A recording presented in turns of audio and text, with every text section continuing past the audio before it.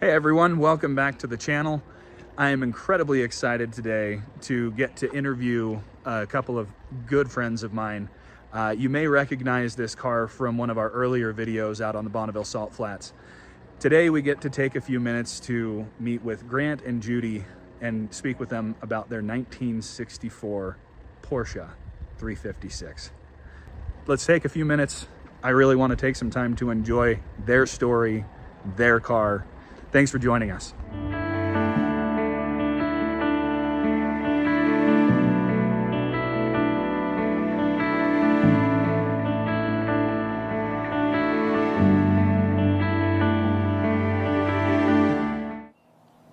Thank you very much, Grant and Judy, for joining us with your absolutely beautiful, beautiful Porsche. I know that I have known you guys for a few years now, but I'd like you to take just a minute, introduce yourselves, where are we at, and what is this beautiful car? So we're Grant and Judy Webb. We're in Sandy, Utah. We lived here about 10 years now, actually 11. And we were in the military before that, so we moved around. I was in for 30 years, and we moved all around. Originally started from Southern California, where we acquired this car. I bought it from my grandparents back in 1983 when I graduated from college. That is awesome. So this has been a family car since it came off the showroom floor, is that right? It has been. So my grandparents bought this. It's a 64. They bought it in 1964, and they bought it from Hollywood Porsche in LA, obviously. And they had it, and my father was also in the military, and there were a couple times he deployed to Vietnam, and we lived in Southern California. My mom, my sisters, and I. And one time we lived with my grandparents, and we got to stay with them. And I traveled as a very young child in the back seat of this car many, many times. So With your sisters. With my sisters. With your sisters. With my sisters. All stuffed in the back there. Oh my goodness. So this car has been in the family since the beginning. And when you took it over from your grandfather, was it a family discussion? Was it something that he just wanted to make sure that you had and kept in the family? Was it something that you were longing for? Something I was longing for. I told him when I was in high school that I was very interested in the car. And before they ever got rid of it, to please inform me, because I'd like to have it. So when I was in college in Southern California, they informed me that it was time. They wanted to move it on. So they wanted to give me first shot at it. And I was thrilled to hear that, and I took the offer. Oh, I think any of us given the opportunity, given the means, would absolutely love to have this. So, Judy, tell me a little bit about your first introduction to this car. That's kind of an interesting thing. We graduated from college. I was working. My job was in LA, and we were engaged. And I did not know that 6 months before Grant had purchased this car, and this was going to be the car, the only car that we had. I hid it from her. Yeah. She didn't know. And I one day he said he pulled up to my apartment in Hermosa Beach, and he said, "You need to come out and see something." And I looked at it and I thought, "I've seen pictures of this car. I know it's your grandparents', right?" And he said, "No, it's been mine for 6 months, and this is what we're taking. We're starting our we're going to get married and move in this car," and that's what we did. We packed up and moved to. Where was it? Columbus, Georgia, the first place. Across country in this car. Wow. Said goodbye to everybody. And it's been a lovely thing ever since. Like a romantic thing almost. Really. You moved across the country in this car after you got married. Yes. Yes, we did. It was just you two? Was it children yet? Was it all of your goods being towed behind in a little wagon? What did it look like? Can I help with that one? Yes, you can. So I received orders. I graduated from ROTC from University of Southern California. Received order to go to Fort Campbell, Kentucky, and I graduated in December, so not on a normal cycle. So it was wintertime. Wintertime in Southern California is pretty nice, as you know. Well, Fort Campbell, Kentucky, wintertime, January, there's snow on the ground. So anyway, we took off in this, and we didn't have all our belongings. Not that brand new college graduates had a lot of belongings, but we had to plan because we were going in the military, and we had to go to Fort Campbell, Kentucky for what's called air assault school for about a month. So we had to survive there, and then we were going to Fort Benning, Georgia, and we were going to be there for about a year. So we had to bring enough to subsist. So there's some storage in the front. There's a little bit of storage in the back, but there's not a lot.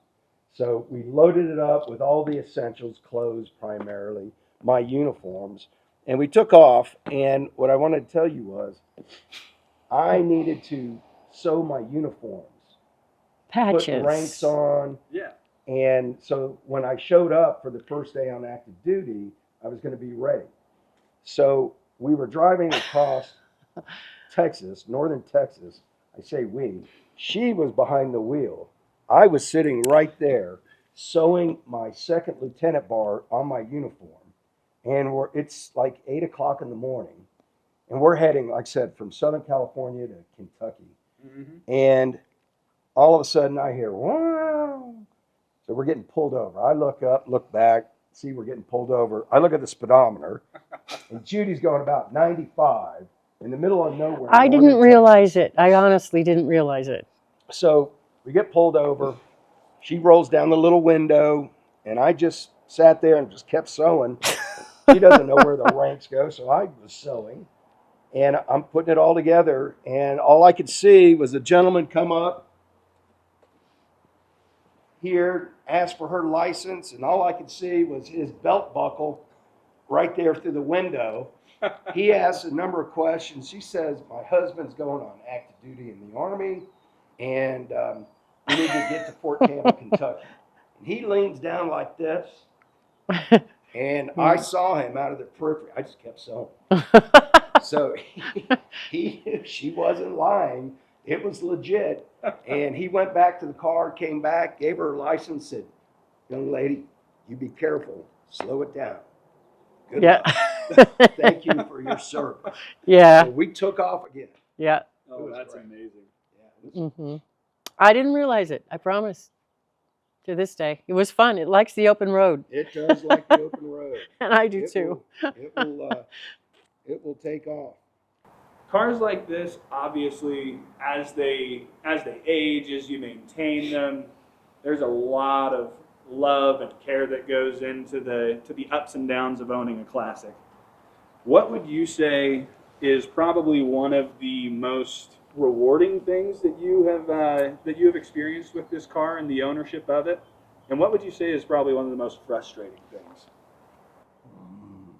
Rewarding, first of all, I like working on cars.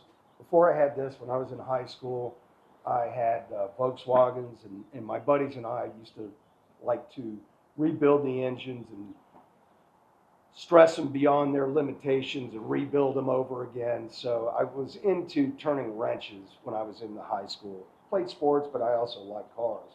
And so when this became available, as I talked about from my grandparents, it was a relatively easy transition, albeit, parts are certainly at a different level.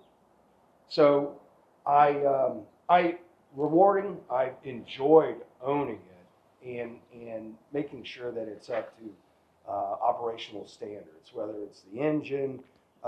We repainted it about 13 years ago now. And by the way, I had a number of people recommend that I not repaint it and keep the original paint because there's a value and appreciation. In that patina. Absolutely. Yeah. Absolutely. But I will tell you this, I had rubbed out that paint with rubbing compound, and I was probably through that old lacquer paint because I had tried to bring out the Guards Red original color a number of times. And it was just, for me, it was time for both of us. It was time to repaint it. So we had it repainted, and So to answer your question, just owning it and caring for it has been a big reward for me. Frustrating part, I don't know. Can you think about frustrating part? No, I mean, trying to find the right everything, but it takes time and the research, and you kind of like that. I might also add, frustrating was being in the military for 30 years. You know, we moved around a lot, a number of times overseas, so we had to store it for those periods of time.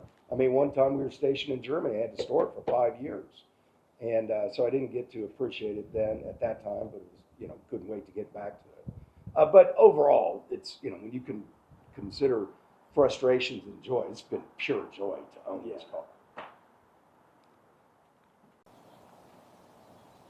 So the next thing I really want to know, I have a personal opinion that cars tell stories.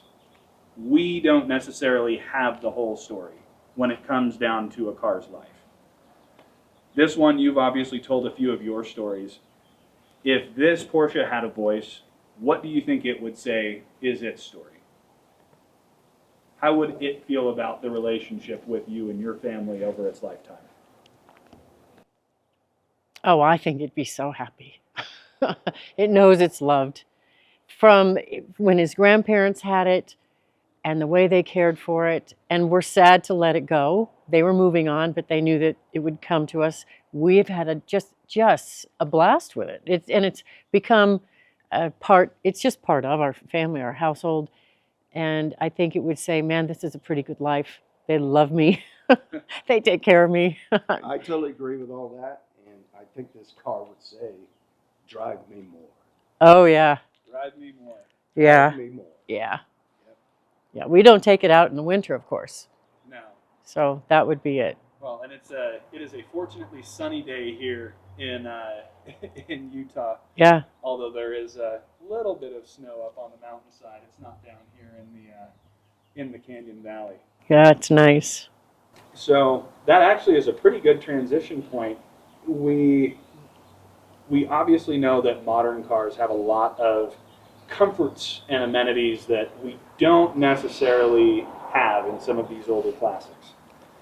What would you say is the biggest difference when it comes down to the driving feel of this car? Do you feel that immediate power? Is it something that you grow into? What's your biggest take in the difference of power and just general comfort and drivability of this versus driving something like a more modern, like your Range Rover that's behind you?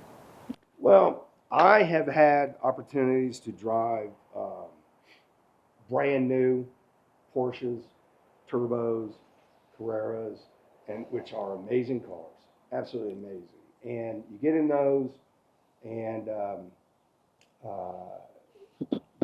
there is so much power that you sometimes have to be careful driving those cars. There is so much power, and I've driven them on the highways, getting on the highways, and punched them, and it is fabulous. This is different. This, you get in this, I'm not saying it's better, I'm not saying it's worse, but it's just different. This, with that little engine in it, at 1.8, I've built it up, that's why it's at 1.8. This, you can floor this. You can squeeze every little bit of horsepower out of this engine while driving it. You can floor it, and on the way from here to the grocery store, and enjoy maximizing the capability of this car. Where if you get in one of the new Porsches, you can't do that. It has too much power. It's you in the common area here on the roads, you can't step on the gas and squeeze everything out of that car that it has to offer, that's a wonderful thing, like I said. But that's the difference in this and that. And you can hear it. You can maximize everything it has and feel it when you drive it, and that's really enjoyable. Like I said, I've done a little bit of both. Obviously, I've done more of this. I think that's the big difference. I'd like to have a new Porsche sometime, probably will, but having this too, to be able to squeeze everything out of it, put it to the floor, that's special with this car. That's awesome. What would you say is, if someone had not ridden in this car, so if I were to hop in the passenger seat of this, what do you think is the thing that I would find most surprising about riding in this car? I just love the way you can feel, even when you're a passenger, you can feel the gears move. You're so low to the ground. The sound of it all, it is just like you just want to. There's a little handle in there. It makes you feel like you're going faster than you are, and it's just nostalgic. It's kind of a, I don't know, maybe it's just me, but it's very exciting because you can hear it all so much. You know, it's not a quiet car inside, is it? No, it's not a quiet car. That's what Plus, I was going to say. I just want to say how close we sit. Look how close the seats are. We're shoulder to shoulder. And you sit in there and it's just like, here we go. And, you know, when you do really push it, you can hear it. And it's just exciting. I think that's exactly right. It is, you get in a new car, you shut the door, they're airtight, pretty quiet. This car is not that quiet. We've gone, as we described, we've driven all the way across the country a number of times in it, and it's not quiet. You're one with the road. Maybe that's a way to say it. So I think You, anybody would feel that difference. I do. I think that's what they'd feel, that you really feel the road. yep, you feel the road. The engine's right here behind you, and it's all that experience where it's. It's the beauty of what the technology was for the early 60s. And this one is maintained enough that you still can feel all that they felt probably when it was brand new. But it's not the quietness and all that, and the suspension, all those things that you feel that is state of the art today. Yeah. It's what it was back then, and that's what's enjoyable about it for what it is. If you were to describe this car in one word, how do you describe this car? For me, it'd be family. It's been part of the family. My grandparents, and it passed right down to me. It's been part of the family since we've been married, and that's how it's going to be. That's how it is. What would you say? Romantic. I think that's a perfect word to sum this up. And I think the very last question that I have to know, is there any chance in the world you would ever part with this car? And if no, who's it going to next? Who's been naughty and who's been nice? I would say no. What would you say? I don't want to get rid of it, and I can't think of it. Better be, you know what? It's all about family. So that's pretty broad, but that's where it goes. That's perfect. Somewhere in the family. Somewhere in the family. I would hope. And that's truly what having a car like this is about. It's a relationship, it's a journey, and for you guys, this has been lifelong. This has been something that has been a part of your journey from the very beginning. And there's one other small story that you have shared with me in the past here. I think it would be a fun one to close with. Apparently, there was a baby. Yes, Story in this car. Jacqueline Ann. It's her birthday today. Our daughter. Happy Yeah. birthday, Jackie. And she, we were down to one car because the other one was having an issue, and I said it's time to go, and this is what we had to get into. So going to the to deliver her was a little more difficult than it was bringing her home. I'll just say that. Getting in and out of the Yes, car? getting in and out, and this is her first ride. Very first ride. Yeah. Bringing her in. We won't tell how many years ago, but it was 30-something years ago today. Yeah. Today, Yeah. little Jacqueline Ann came home in this car at Fort Rucker, Alabama. That's fantastic. Well, this is truly a pleasure. I'm so grateful to you guys letting me take some time to come and speak with you about this car. 1964 Porsche 356. Yes. And truly, could not be more grateful. And I honestly hope that this car stays in your family for many generations to come. Thank you for that. Thank you. It's been our pleasure. So this is me and my older sister Allison, and I'm 4, and there's the Porsche, which was brand new, my grandparents at the time. That is absolutely incredible. Look at that. You haven't aged a day. That's right. Maybe the car. We had to get new shoes.